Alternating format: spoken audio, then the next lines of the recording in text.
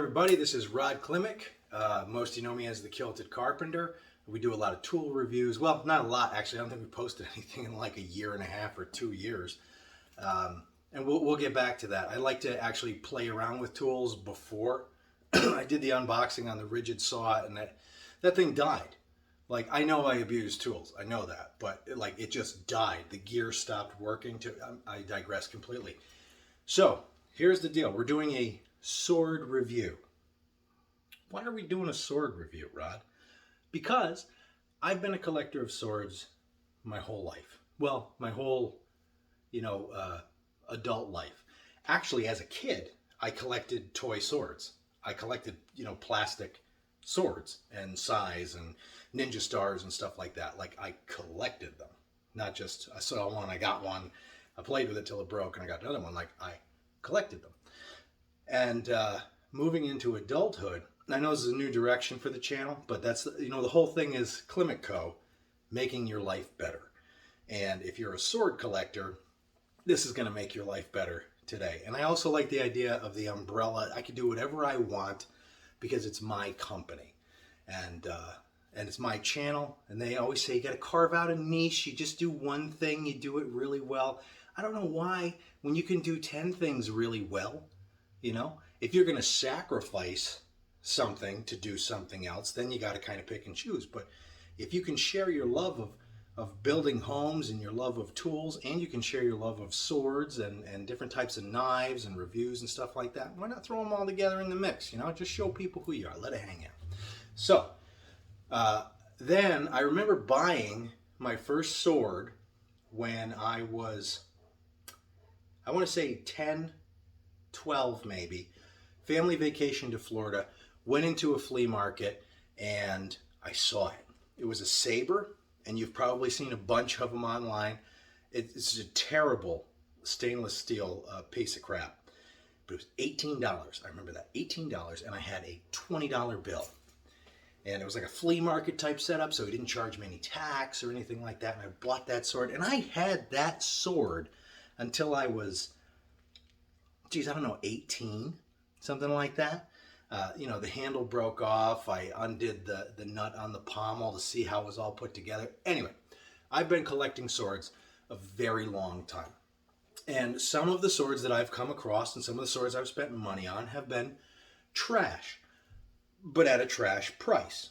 That's okay with me, The kids all have swords, not all willy-nilly. They're not just like going to school with swords.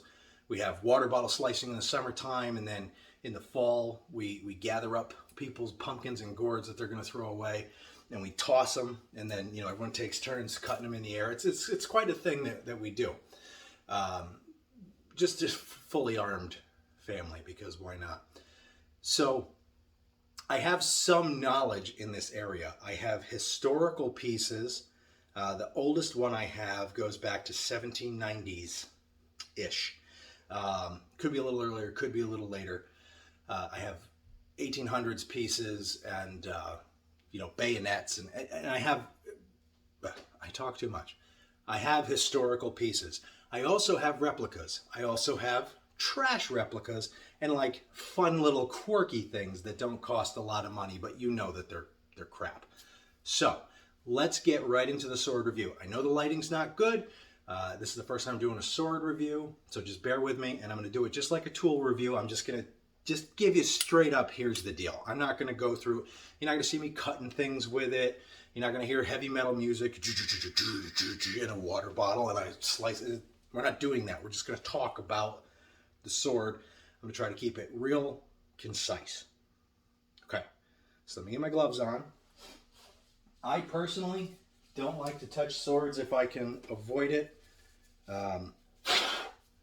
Just because whether they're new or they're reproductions, if you manhandle that blade too much, you can cause some damage there. Provided you don't oil it up and all that. You guys know, if you're a sword fan, then you know what the hell's going on. I'm preaching to the choir. Get my special gloves on here because of COVID. I don't want to get any COVID from the sword, and I certainly don't want to give COVID to the sword. All right. My thumb's trapped. Houston, we have a trapped thumb. All right. Doctor's in. So, the sword we're reviewing is the Kult of Athena Langeid sword. Could be Langeid, could be Langeid. I think it's Langeid, being a man of Scandinavian heritage, quite a deal of it. I think it's Langeid. And you can look that up for yourself. It was discovered, it was really just a very unique piece with all these intricate carvings that people don't know what they mean. Oh my God, my glove broke. I know what they mean. It's not that hard to figure out. Historians, call me up. I'll school you on some Norse history. So, this is the sword, and this is my broken glove. That's going to help us out really, really well. Right. So, this is the sword. Now, at first glance, this is a very nice sword. Let's start with the scabbard. This is Kult of Athena Langeid sword, $268, $40 tax and shipping. Yeah, I paid that. So, scabbard is very nice. It has this little deal here. We're going to play with the lights a little bit because I don't really have lighting set up for this. I just want to do the review before I return it. That's a nice little touch. This little piece of wood here is cool, but I don't know what the hell you're supposed to do with that. You can't put this in a baldric like that. You have to just put a belt through it and hope for the best, I guess. I don't understand that. Let's take the sword out. Now this right here is a wood-wrapped scabbard, which I don't like. To be fair, they did say that in the description. It is a wood-wrapped scabbard. So it's leather on the outside, wood on the inside. The problem is, historically, it would be very ill-advised to have a scabbard like this, because if you have this hanging on your baldric, when you draw your sword, this hard piece of wood is going to be behind you, moving around, tripping you up. If you fall backwards, it's going to hit the ground. There's a lot of things that could go wrong in a fight if you have a wooden scabbard. It should be leather with a metal throat and tip. That's the dream. And a lot of people don't know this for some reason, I guess. But your scabbard would kind of wear out like a belt. You know, you'd have to get a new scabbard from time to time because it was a piece of leather, which made it very flexible when you're fighting. So it's just dangling back there. It's a juicy dangler. It's not even in the way of anything. But it would wear down. So you have to get a new one. Now, this scabbard is very nice, but I don't understand it. Like, as a functioning piece. It's nice, but, you know, there's that. Not if you want to wear it. The sword itself. I have a lot of issues with the sword itself. Let's start with the good. It's a sword. That's pretty good. The weight and balance are very nice, I'll admit. I love the way the hilt feels in my hand.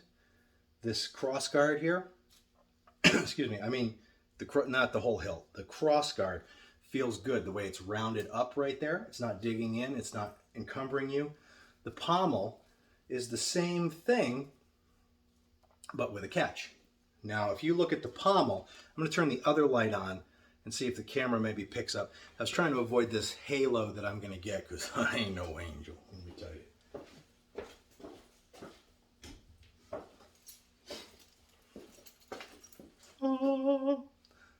That was a pretty good impression of an angel, honestly. So, if you look at this pommel, you see these little pins in here?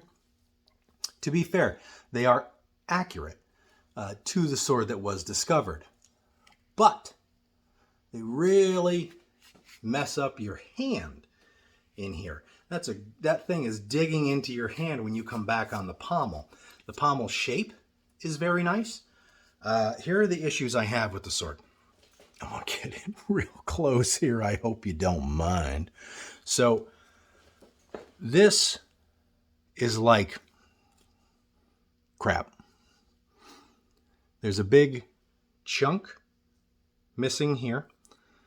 It has all kinds of edge damage. Excuse me. If you look in here, you see how the hilt is actually brass, or the pommel and the crossguard are brass, and then they plate it. The plating is already wearing off. This literally is 3 hours out of the box. I got it unsharpened too to save the lead time, but I'll speak more to that later. In here, come on, get in there. You can see there's scuffs and scrapes. That's on both sides. Right here, that's actually a pretty good shot. That's not too bad. It's like, right there's that's a shiny part. If you look right here, you can see how it's like already starting to patina. There was a gouge. Where's the, oh, look at this. See, the brass is already coming through right here. So you can't even polish this. If you were to take this to a polishing wheel, to a buffing wheel, you're going to take that plating right off, and then you're going to be left with a brass hilt. The markings are cool. They're not dead accurate to the actual sword. The actual sword wasn't as precise as this. This is certainly more organized, which is okay. I get that for homogenization of product and things like that. I just got to go back to that. If you can see how the plating's all gone right there. And then down right here at this little tip. The brass wrapping is pretty good. I don't think there's anything else we need to see with this light on. And the camera is not really picking up what your eye would see if you had this in your hand. You would be able to see these dings and scratches. And here's the thing. On the website, this sword is not described as being patinaed or aged or anything like that. So that's kind of a letdown. So without that beforehand, this seems to me like shoddy workmanship, real shoddy workmanship. This sword comes from Topeka. I don't know if you'll be able to pick that up. I'm kind of a nerd when it comes to swords, but the actual handle is off center from the blade, which is particularly not good at all. Again, weight and balance is good. I got it unsharpened because I like to sharpen them myself. I just like to do that. That's a hobby of mine. Another thing about the blade is I think it says 1065 on the website, which it may very well be, but I don't even know if you'll be able to see this. If you look down this blade, when you hold it outstretched like that, the weight of the blade makes it curve down. What? I have other swords in this price range, and that's not a problem for them. When you move it as if you were going to parry, you can feel the blade whip over like that. I have a number of cheap, fun swords, flea markets, excuse me, Bud K, stuff like that are just fun to have, and they do that. I also have a number of higher end replica swords that are in this price range that absolutely do not do that, but they will flex very nicely when pressed and returned to shape.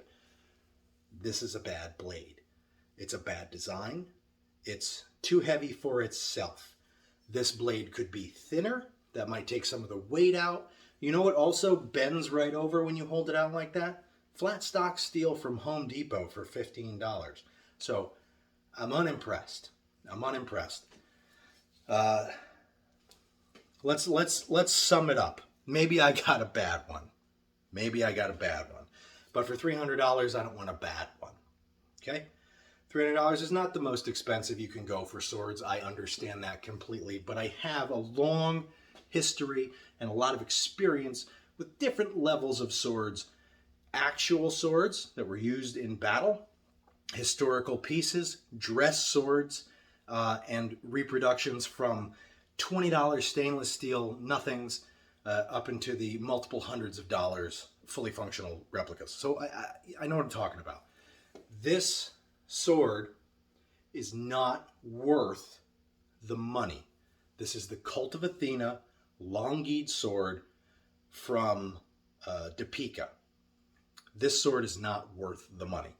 This sword is worth $150. That would be a fair price. Maybe even like maybe $170. That would be a fair price for this sword, for what it is and the way it behaves and the way it feels. The handle is much too small. And I get that it's a historical replica, but the actual Langeid sword only had a grip of about 4 inches.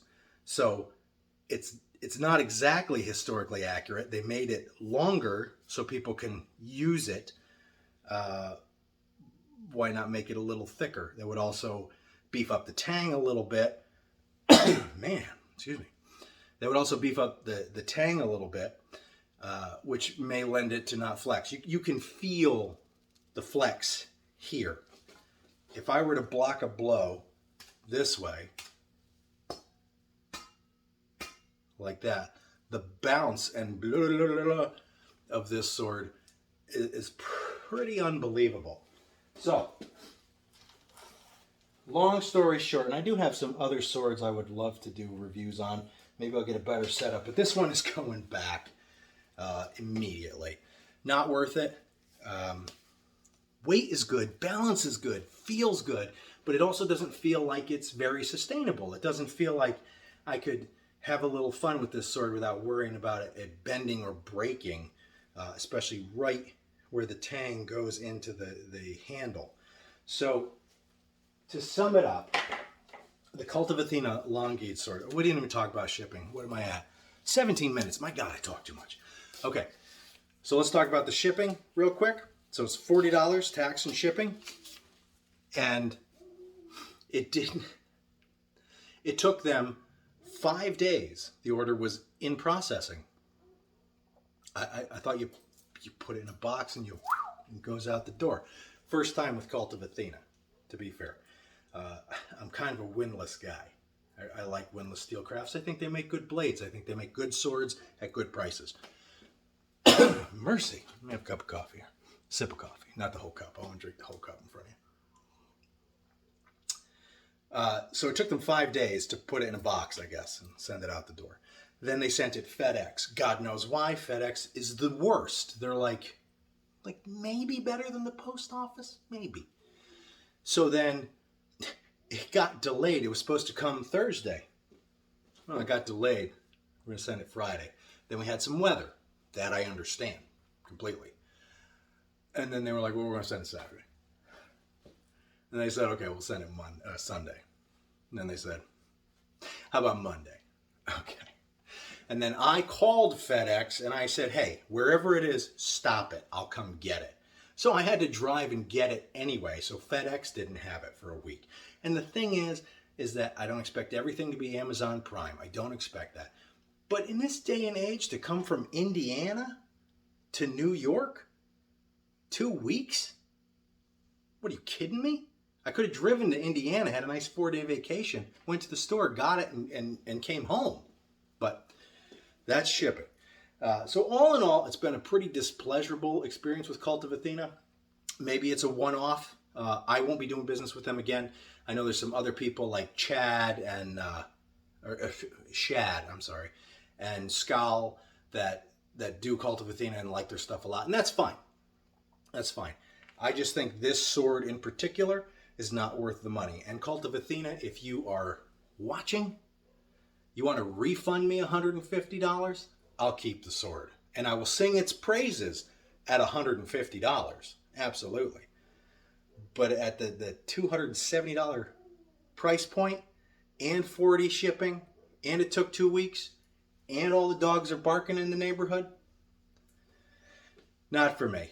Not for me. Not at all. I think you can do a lot better with $300 in the sword market. So that's all I've got for that. I appreciate you watching me ramble for 20 odd minutes.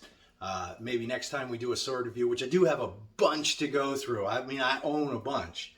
Why then the dogs are losing their minds? Well, hopefully every review is just going to be a straight shot about the sword. Should you buy it? Should you not? Unless we do a historical piece, we can talk a little bit about the history of the swords. Thank you for watching. I'm Rod Klimek. I'm the Kilted Carpenter, owner of the Klimek Company. Thank you for spending these 20 minutes with me. I very much appreciate it, and I hope it helped you out in some way in your sword purchases. Thank you very much.